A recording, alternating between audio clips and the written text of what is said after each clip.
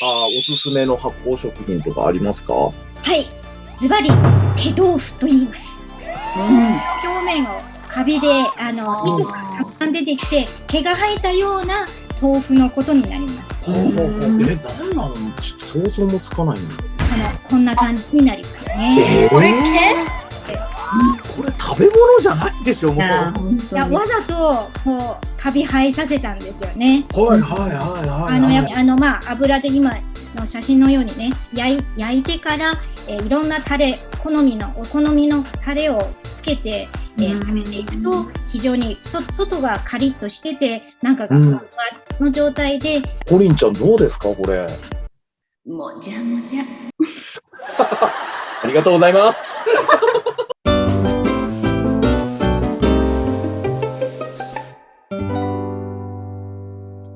MC の豆助です。よろしくお願いします。この番組はですね、世界の料理を聞けば人生はもっと楽しいというコンセプトで、世界の料理好きな皆さんと食にまつわる情報で異文化交流しようという番組でございます。今回はですね、こちらのメンバーに来てもらっております。皆さんよろしくお願いします。お願いします。今回のテーマはこちらです。私がハマる発酵食品。食品の保存から味わいや香りの変化、さらには栄養価のアップなど、健康面でもいろいろな魅力があるのが発酵食品です。そこで今日は皆さんが普段愛用する発酵食品をご紹介ください。今回はですね、中国北京出身のユウさんに中国のいろんな発酵食品あると思うので、教えていただきたいと思います。ユウさん、あなたがハマっているもの教えてください。私が大好きな発酵食品はですね、腐乳といって、お豆腐を発酵させたものになります。ユウさん、腐乳の腐ってのは豆腐の腐ですか？そうです。腐った土ですか？そうです。聞いたことないな。はい。お豆腐をですね、やっぱりね、麹をつけて、で、さらに塩水の中に漬け込んだものになります。サイコロステーキぐらいの大きさで、お豆腐でできてますから、非常にですね、お箸を入れるとスッとこう通るぐらい非常に柔らかいものになります。これ自体めちゃくちゃしょっぱくて、今ね、お粥の上に乗せてるんですけれども、少しずつ崩しながらですね、お粥のおかずとして、ちょっと塩気を入れながら食べるのと、お料理の、調味料として大活躍できるんですね。非常にね、タンパク質豊富で、さらに発酵させることによって、アミノ酸だとかいろんな酵素とか出てくるので、あとビタミン系のものもいっぱい出てきて、非常にですね、お肉を柔らかくしたり、風味を豊かにしたり、その奥行きのあるお味になるような、そういう効果があるので、隠し味としてもうそれこそね、和え物、炒め物、煮込み料理、何でも使えるんです。まんじゅうみたいなこう主食のねパン、中国版のパンに塗ってもいいし、中国版の角煮なんかにこれを入れるとすごく美味しくなります。中国で本当にポピュラーなものなんですね。そうなんですよね。もう1000年以上の歴史もありますし、やっぱり中国全土に普及しているものなので、別に出身とかもう関係なく、北の方の人も食べるし、南の人も食べるしっていう。塩麹とかじゃないけれど、そういう調味料の一つとして使うタイプのもので、そうですね、つまみとして食べるって感じではないんですね、そういう意味で言うと。それ自体はちょっとしょっぱすぎて。さすがにしょっぱすぎて。そうですね。はい。おかゆ、白がゆとか、パンとかね、昔ね、ちょっと悪ふざけで、普通の食パンに、この腐乳をちょっと薄く塗って、無理やりうちの子供に食べさせたことが。ユウさんも結構お茶目な人ですね。子供はかなかったですけど大丈夫ですかこれ？うえってなりましたよ。腐乳の中にもやっぱり普通の、クリームチーズをさらに柔らかくしたしょっぱい系、バージョンもあるし、実は青カビを入れて、青くしたすっごい臭い、それこそこの腐乳の中の上級者向けの臭い腐乳があってね。もあるんですね。子供に食べさせたのはこの臭い方で。はい、ゆうさん今いろいろ話してもらったんだけど、子供になんでその変なものを食べさせたとか、そこの疑問しか今残ってなくて、それは何だったんですか？実はですね、中国で俗語と言いますかね、匂いはめちゃくちゃ臭いけど、一口こう息を止めて、一口パクッと食べちゃえば好きになってなるっていう言い方があるんですね。それをそういうのがあるんですか？それを子供で実験したくて。だから息を止めて、ママ美味しいもの食べさせるから息を止めてねって言って、でも失敗しました。話によると虐待っぽいんだけど、大丈夫ですか？ゆうさん、はい。センスいい。そうかなそうかなそれはどうかな。いや、面白い、ゆうさん。まあ、そんなね、腐乳が、まあ、ありながら。はい。他には何か、おすすめの発酵食品とかありますか？はい。ズバリ、手豆腐と言います。ただし、これは、また、すごい名前ですね。はい。手豆腐？そう。豆腐の表面をカビで、糸がたくさん出てきて、毛が生えたような豆腐のことになります。なんなの？ちょっと想像もつかないんだけど。こんな感じになりますね。これまさにその金のこのはい。これ毛だ。本当だ。すごいですよね。桃子に見える。これ食べ物じゃないでしょ。もう。いや、わざとこうカビ生えさせたんですよね。やっぱりこの長い歴史から見ても、物流もあんまり昔はね、時代も長かったし、冷蔵庫とかそういったこう保存方法もなくて、だからなんとか食べ物を無駄にしないで、長期保存できたり、まあ、これの毛豆腐の始まりは結局時間経ってしまってカビが入ってしまったものに、なんとかこれ食べられるように調理したらどうかということから始まった、そういう食べ物なんですね。狙ったんじゃなくて、わざと最初はね、たまたま失敗したものが、腐らせてしまったけど、なんとか食べられないかという。すごい人がいたな。そうですよね。ただこれね、実は南の方の名物で、長江より南の方にあるもので、今ではね、もうわざとカビ生えさせて、毛豆腐を作って食べるときに、油で今の写真のようにね、焼いてから、いろんなタレ、お好みのタレをつけて、食べていくと、非常に外がカリッとしてて、中がふわふわの状態で、あとは酸味とか辛味とか効かせたタレと一緒にお味を楽しむっていうところですね。この毛豆腐のバージョンの中に、臭い豆腐、臭豆腐と書いてね、やっぱりね、これ自体発酵させてますから、匂いはしますね。今のようにタレと一緒に食べると、匂いは臭いけど、でも食べちゃえばすごく美味しいっていうものが、台湾なんかも多いんですよね。台湾の夜市とか行くと、必ずと言っていいぐらい、臭豆腐とか。そういう感じなんですか。意外と軽食っていうか、身近な屋台とか、食べれるような感じではあるんですね。だからね、台湾にもあるし、中国全土にもあるし、東南アジアもあるし。そうなんだ。いや、全然知らなかったな。コリンちゃんどうですか、これ。もじゃもじゃ。ありがとうございます。すごいよね。だって聞いてていいんだろうかってなる。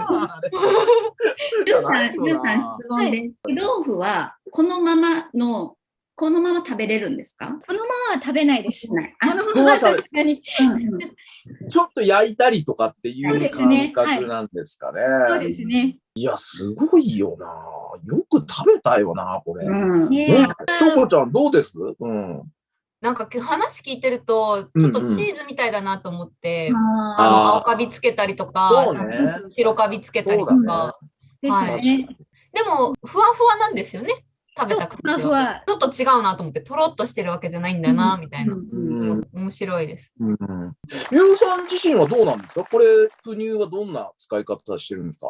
これはですね、腐乳の中にも、唐辛子を入れたバージョンになりますので、塩系だけじゃなくて、やっぱり辛みも、でもマイルドな辛みで、普通の日本人でもいただけると。美味しそう。美味しそう。これはね、やっぱり実は温野菜系の中にドレッシングだと塩分とか添加物いっぱいあったりするので、私はそこまでそのドレッシング系は使わないんですね。なので例えばチンゲン菜なんかもちょっと軽くボイルしてこれをちょっと薄く煮て食べるだけでも少量の塩分でいっぱい野菜を取れるっていう感じで普段これはね青カビを臭いバージョンでこれはもうめちゃくちゃ匂いがね大変なんですよ。臭い腐乳って書いてるもんな。爆弾ですね、爆弾。爆弾、これまさに爆弾。ゆうさんもあれ使うんですか？臭い腐乳は。これはね、今もう家族の中でも私しか食べられないので、ね、多すぎるから買えないんですよ。だからたまにね、中国人がやってるお店に行って、もしなるほど。ちょこっともらったりして。いや、もうあれは見た目がもうダメそうだよな。だけどあれね、味になっちゃうとめっちゃ美味しいんですよ。全然なんか共感できないんだけど。共感できないでしょうね。はい。そうなんだ。家族からも嫌がられてるわけでしょ。だって。そうなんです。そうなんです。トニーさんの納豆みたいですね。あれはね、10人中9人はダメだと思うけどな。そうなのか。それぐらいか。慣れちゃえばね、本当に。あれはくせ者。全部慣れちゃえばっていう。慣れるまで相当時間かかると思うんだけどね。では続いてゆうさん、他にあなたがおすすめの発酵食品教えてください。はい、ズバリですね。山菜と言います。酸っぱい。酸は酸っぱいの酸ですね。で、菜は白菜の菜ですね。白菜の山菜っていうのがあるんですね。山菜ですね。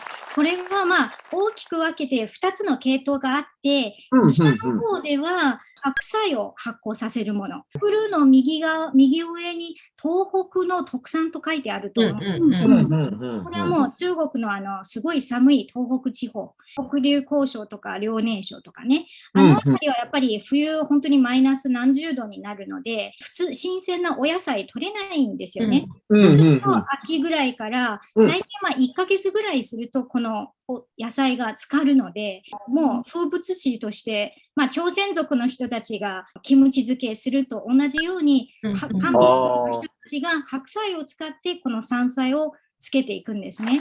そうすると冬の間もこの山菜を使って調理のレパートリーもすごく豊富で、まず餃子の具材としてこれがね本当に最高に美味しいんですよ。餃子の具材ですか？